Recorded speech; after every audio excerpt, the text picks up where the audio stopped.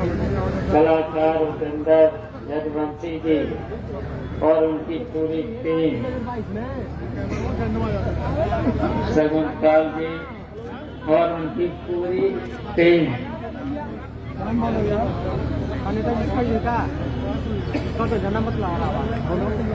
नितिन कोहली जी, हमारे महिला समाज प्रदेश अध्यक्ष शम्मी बोरा जी, विजय सचिव प्रियंका राय जी और हमारे साथ में बहुत से जिलाध्यक्ष हैं, कुशीनगर के जिलाध्यक्ष हैं, देवरिया के जिलाध्यक्ष हैं, महाराजगंज के जिलाध्यक्ष हैं, इलाहाबाद के जिलाध्यक्ष हैं, दीनानाथ जी, और यहाँ उपस्थित हमारे साथ बहुत से प्रकोष्ठों के अध्यक्ष भी हैं। नाम लेंगे तो बहुत समय लग जाएगा, और जिले के भी बहुत से पदाधिकारी भी हैं सभी प्रकोष्ठों के। और यहाँ हमें खुशी है कि आज बहुत ही पवित्र त्योहार, छठ का त्योहार और छठ मैया का त्योहार, और मुझको भी यहाँ आने का समय मिल गया। और ये छठ का त्योहार बाबा गोरखनाथ की धरती पर आने का मौका मिल गया है। आज के शुभ के दिन है, तो सबसे पहले तो हम इस धरती को नमन करते हैं, और इसलिए भी नमन करते हैं, आजादी की लड़ाई के लिए बहुत से लोग यहाँ पर राम प्रसाद बिस्मिल जैसे क्रांतिकारी यहीं पर शहादत हुई थी। आज भी उनके इसी जेल में, गोरखपुर की जेल में, और यहाँ पर बहुत से साहित्यकार भी पैदा हुए हैं, मुंशी प्रेमचंद जैसे,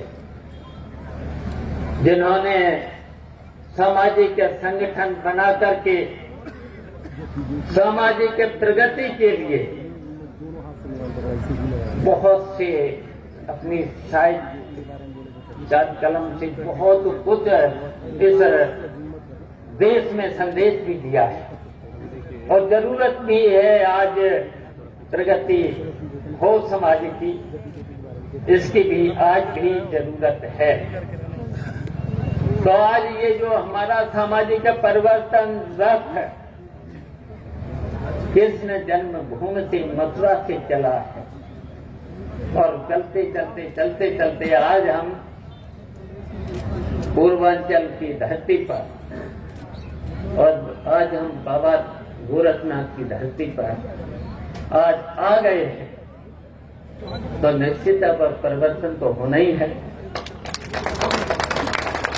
और इसके लिए हम अपने साथियों को, गोरखपुर के सभी साथियों को, पूरी पार्टी, इतना बड़ा त्योहार होते हुए भी 36 घंटे का व्रत रहने के बाद भी, और शाम के 4 बज गए हैं, 4 से ज्यादा भी बच गए हैं, और बैठे हैं, इंतजार किया है, बहुत इंतजार भी किया है।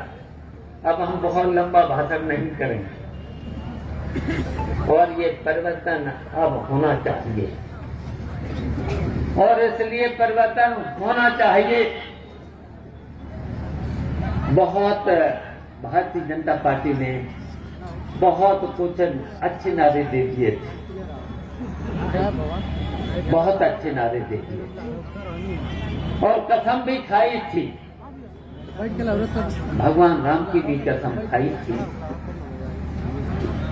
और मां गंगा की भी कसम खाई थी, गंगा को भी साफ करने का भी कसम खाई थी, और 4.5 साल हो गए हैं, गंगा वैसी की वैसी, गंगा मैली का कहा था हम गंगा को साफ कर देंगे, कहीं पर भी गंगा साफ नहीं। भगवान राम की भी कसम खाली थी, बहुत कुछ उन्होंने कसमें खाई थी, बहुत नारे भी दिए थे, और वादे भी कर दिए थे। हम याद दिलाना चाहते हैं पहला नारा इनका क्या था, जनता के लिए पहला नारा क्या था, याद करो। पहला नारा था इनका काला धन हम ले आए। अभी तक हम पूछना चाह रहे पत्रकार भाइयों, आपके माध्यम से हम जानना चाहते हैं, ऐसा जनता के लिए जो वादा किया था कितना काला धन लाए, कुछ लाए हैं कि नहीं लाए?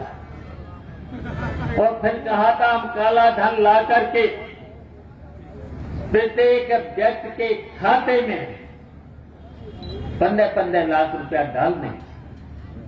बताओ अब यहाँ जनता बैठी है, कितना खाते में गया है आपके? कुछ नहीं। तो बताओ इन्होंने झूठ बोला। और दूसरा नारा दिया था कि हम 100 दिन के अंदर हम भ्रष्टाचार को खत्म कर देंगे। बताओ भ्रष्टाचार खत्म हुआ तो बढ़ा? और हम आपसे ही पूछना चाहते हैं कितने गुना बढ़ा है? कई गुना। और जब एमएलए एमपी सिफारिश कर देता है तो फिर बिना रिश्वत के कुछ काम होता है? कोई काम होता है?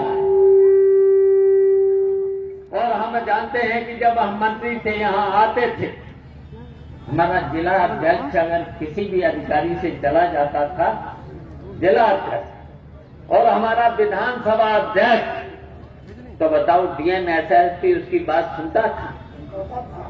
बताइए सुनता था?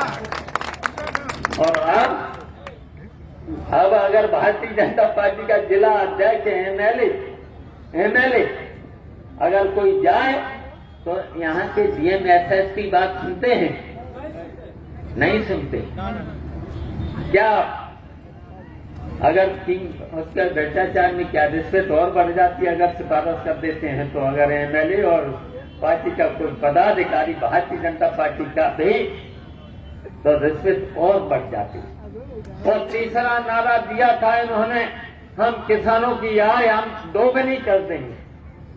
बताओ दोगुनी हुई?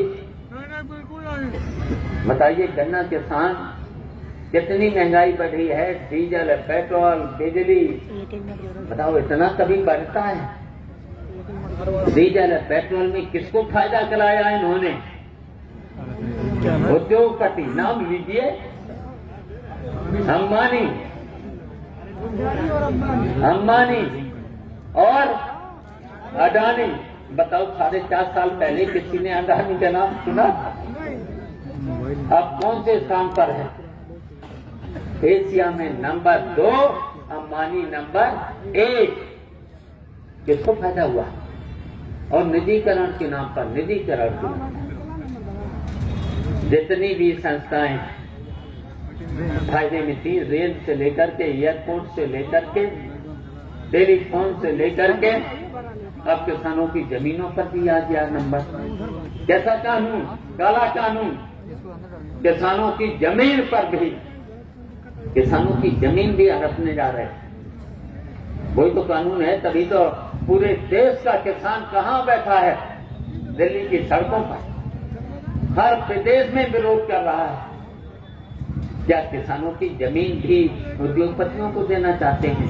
क्या किसान जो मालिक होता है पूरे देश का जो पेट पालता है? हमारा कृषि प्रधान देश है, कितने लोग इस पर निर्भर हैं? कितने लोग हैं? अगर ये पूंजीपतियों पर चली गई तो फिर कितनी बेरोजगारी फैलेगी? कितनी बेरोजगारी फैलेगी? एक तो जब कोरोना आया है, जब पहली खेप आई है, तब कितने लोग बेरोजगार हैं? ऐसा सरकार की गलत नीतियों के कारण, गलत फैसलों के कारण। अब तो समझ ही लिया गलत फैसले थे कि नहीं? सब उद्योग धंधे बंद, बसें बंद, रेल बंद। बताओ गलत फैसला नहीं था? हम पूछना चाह रहे हैं, जो फैक्ट्रियां चलती रही हैं, बताओ उसमें कोरोना पहुंचा कहीं? नहीं पहुंचा था उसमें। तब उद्योग धंधे क्यों बंद किए? रेल क्यों बंद? अगर कोरोना फैला था कि पूरे देश का मजदूर फिर कहाँ इकट्ठा हुआ तो वही तो ज्यादा फैला था कोरोना तभी तो फैला था। उस समय 15 करोड़ लोग बेरोजगार हुए थे और जब दूसरी खेप आई 2 ही महीना चली और 2 महीने में 5 करोड़ लोग बेरोजगार हो गए और कितने लोग दुनिया से चले गए। अगर वहीं पर ऑक्सीजन का प्रबंध होता, बेड का प्रबंध होता, दवाइयों का इंतजाम होता तो बताओ इतने लोग जाते इस दुनिया से? नहीं। अच्छा बताइए अब कौन सी बीमारी फैली है? डेंगू। बताओ कोई इंतजाम है इनके पास? जैसे कि मंत्री रहेंगे देश का तो देश का हालत कैसा होगा नेताजी? ऐसे रहेगा। वही तो बता रहे हैं कि जब इस नोटबंदी से, इस जीएसटी से बताइए किसको फायदा हुआ? उद्योगपतियों और कुछ भारतीय जनता पार्टी की जो उन्होंने नाम लिया है, जो पीछे बैठे हैं नाम लिया है, ऐसे नेताओं को तो फायदा हुआ नहीं, से को तो फायदा हुआ है उद्योगपतियों को और भारतीय जनता पार्टी के बड़े नेता हूं। तो इसलिए हमने सामाजिक परिवर्तन कहते थे कि विपक्ष का कोई दिखाई नहीं देता है। बताइए अब याद है कि 2008 से लेकर के तब भी एक ऐसा शासन आया था, झूठे मुकदमे लिखे जा रहे थे, तब हम लीडर अपोजिशन से निकले और आप लोगों को भी निकाला था, सड़कों पर निकाला था, यहां तक कि उत्तर प्रदेश की जेलें भी भर दी गई। हर 8वें दिन 15 दिन पर सड़कों पर आंदोलन हो जाता था, जेल चले जाते थे, विरोध करते थे। फिर उसी के कारण 12 में फिर सरकार भी आ गई कि हम लोग मंत्री हो गए थे। बताओ जब हम मंत्री हो गए थे, बताओ गोरखपुर में कितनी बार आई थी? तो उस समय हमने कितने पुलों का निर्माण कराया था? कमरिया घाट, समरा घाट हैं, और भी आगे चले जाओ, संत कबीर नगर में और भी आगे चले जाओ, आजमगढ़ की तरफ चले जाओ, कितने बड़े बड़े अगर बलिया में चले जाओ बिहार को जोड़ दिया, देवरिया में चले जाओ तो बिहार को जोड़ दिया, पुलों से जोड़ दिया था। बताओ हम पूछना चाहते हैं कि 4.5 साल में बताओ एक भी बड़ा पुल बना हो तो बता दो। कितनी मैंने सड़कें बनवाई, कितनी सड़कें बनवाई पूरे उत्तर प्रदेश में, देवरिया से लेकर के चले जाओ हर जिले में, सहारनपुर से। अब सड़कों पर गड्ढे दिख रहे हैं। अब ये जब याद आई तो 2 महीने में सब गड्ढे भर दो। जब 4.5 साल में गड्ढे भर नहीं पाए, अब 2 महीने में गड्ढे भर जाएंगे। बताइए 5 साल में बताओ गन्ने का रेट है कितना बढ़ा था, कितनी महंगाई बढ़ी, बिजली पे एक साल में कितनी बार बिजली के बिलों पर पैसे बढ़े, डीजल पर बढ़ा, पेट्रोल पर बढ़ा, घरेलू गैस पर बढ़ा पैसा। बताइए बढ़ा कि नहीं? अब बिजली को तो सबकी जरूरत है। अब तो मोबाइल भी चार्ज होगा तो बिना बिजली के नहीं हो। छात्रों की अगर पढ़ाई होगी तब भी, अगर गर्मी है तब भी पंखा तो होना ही चाहिए। बताओ गोरखपुर में तब बिजली आ रही होगी, लेकिन आसपास के जिलों में पूछ लेना। हम चले हैं, हम इन जिलों में चले हैं, बुंदेलखंड के जिलों में गए हैं, हम पश्चिमी जिलों में गए हैं, 7-8 घंटे से ज्यादा बिजली नहीं है। बुंदेलखंड में 7-8 घंटे से ज्यादा बिजली नहीं है। और बिजली का वादा किया था 24 घंटे बिजली, सस्ती बिजली। मतलब बिजली कितनी महंगी हो गई, 4 रुपए यूनिट थी, अब 8 रुपए 9 रुपए यूनिट बिजली है देहात में, गांव में। बताइए अब छोटा मोटा किसान से लेकर के मजदूर से लेकर के छोटा नौकरी पेशा करने वाला अगर उस पर 15,000 20,000 बिजली का बिल आ जाएगा तो बताइए दवाई का इंतजाम कैसे, पढ़ाई का इंतजाम कैसे हो, लड़का कैसे होगा, बेटी की शादी का इंतजाम कैसे हो, कैसे होगा बताइए। तो इसलिए मैंने ये सामाजिक परिवर्तन, समाज के लिए ये परिवर्तन जरूरी है और हम वादा करते हैं अगर प्रगतिशील समाजवादी पार्टी को मजबूत करना और प्रगतिशील समाजवादी पार्टी की सरकार बनाना, हम आपको आश्वासन देते हैं सस्ती बिजली के साथ साथ 24 घंटे बिजली और 300 यूनिट फ्री मुफ्त में देंगे। हम आपको वादा करते हैं।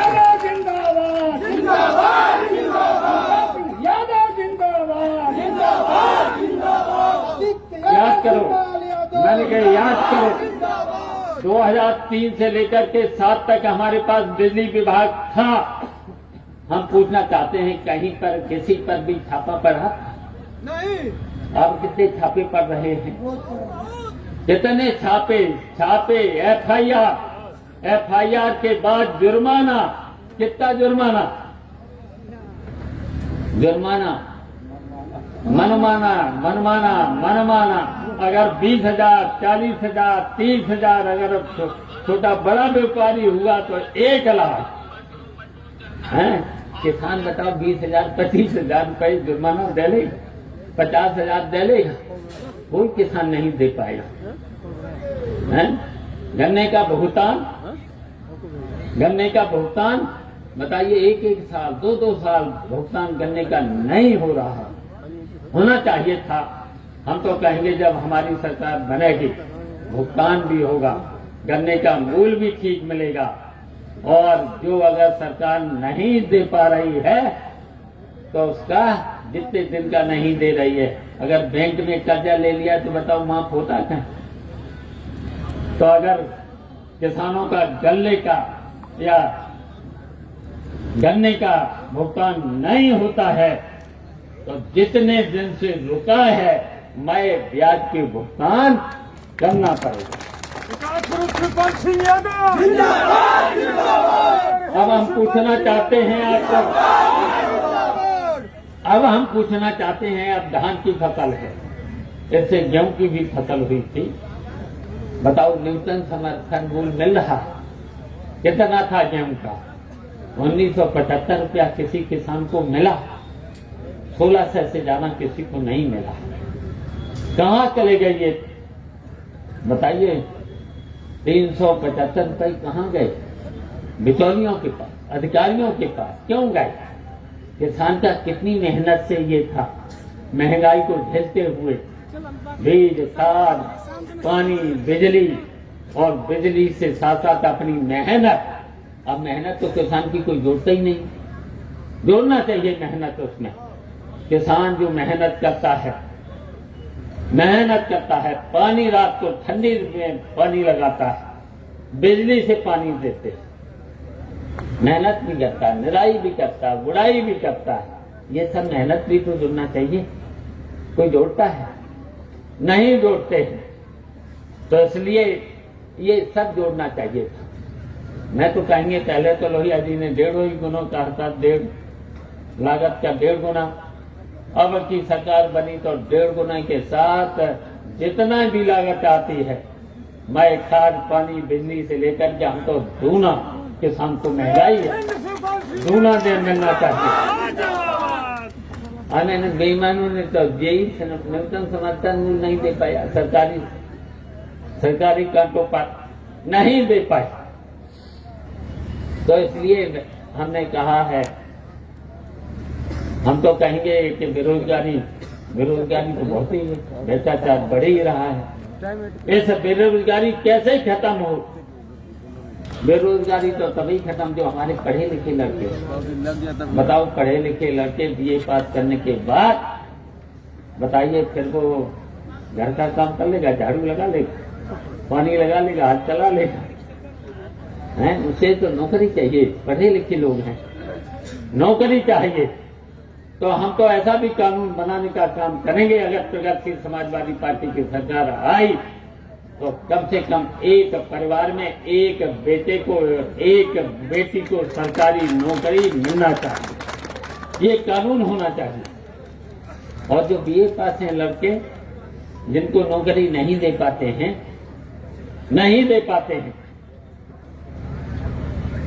तो हम तो ये भी करेंगे, सरकारी बजट से उनको जिस दिन सर्टिफिकेट मिलेगा बेटे या बेटी को 5 लाख सरकारी बजट से पैसा देने का काम करेंगे, जिससे वो अपना रोजगार स्वतः ढूंढ ले। बताओ, रोजगार से तो कुछ न कुछ तो ढूंढ ही लेंगे, फिर तो वो रोजगार ढूंढ लेंगे। जब ढूंढ लेंगे तो बेरोजगारी में कुछ तो राहत मिलेगी, कुछ तो उनके परिवार को सुविधा मिलेगी। तो इसलिए ऐसे कानून बनाने की जरूरत है,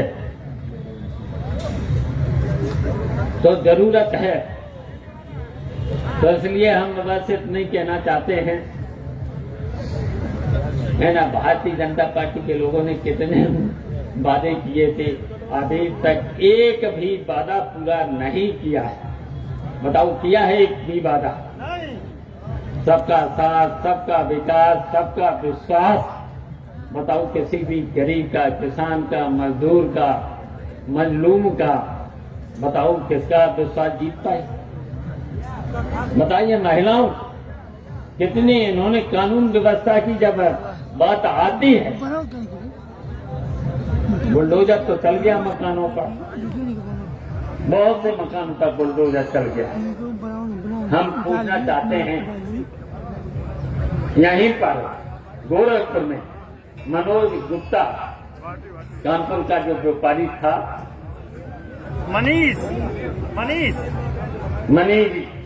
मनीष गुप्ता, बताओ उसकी हत्या हो गई, क्या दोष था?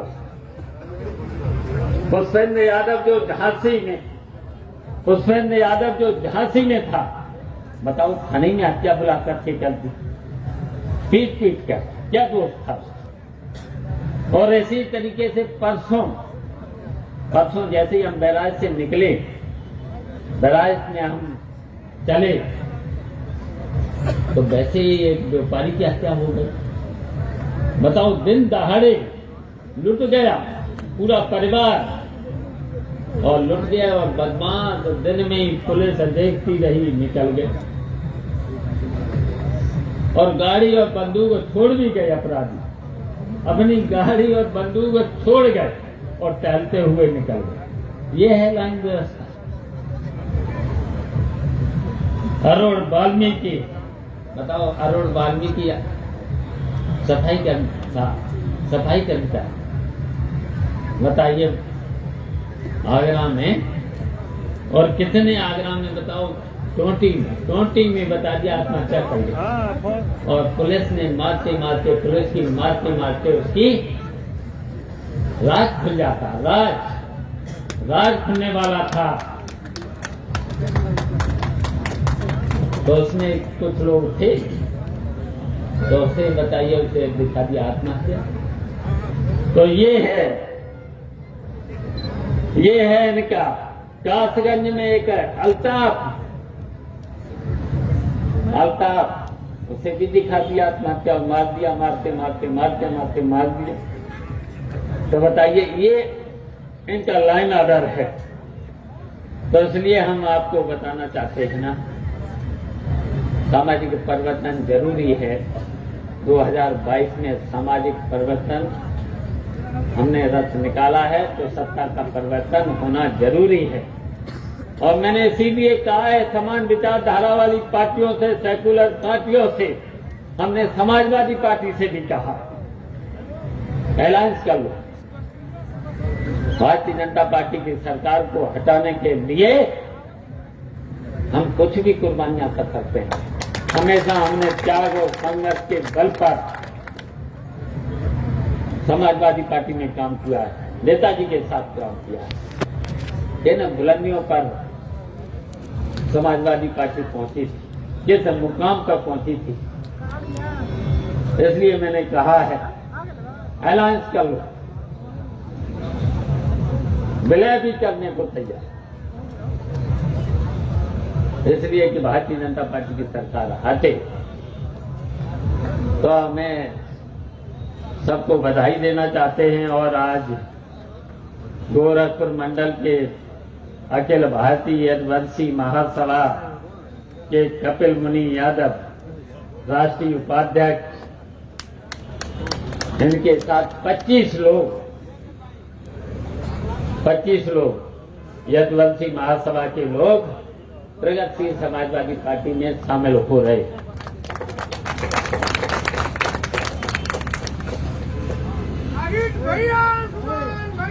संगीता जी जो हमारी सांस्कृतिक पोस्ट के अध्यक्ष, इनके नेतृत्व में ये 25 लोग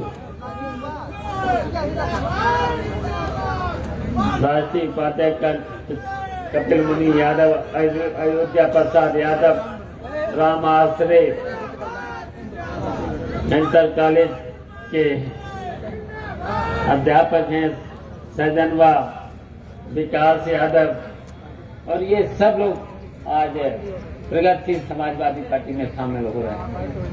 हम इन सबका स्वागत करते हैं और निश्चित 2022 में भारतीय जनता पार्टी की सरकार को हटा करके प्रगतिशील समाजवादी पार्टी, और हम इतना जरूर कहेंगे प्रगतिशील समाजवादी पार्टी के में सरकार में होगी, जहां पर भी प्रगतिशील समाजवादी पार्टी होगी उसी की अब की बार 2022 में सरकार होगी। इसलिए हम आप सब लोगों का धन्यवाद देते हैं, आभारी हैं कि आप सब लोग 10 बजे से बैठे हैं। आज छठ के पर्व पर सब पूजा पाठ करने के बाद यहाँ पर बैठे हैं।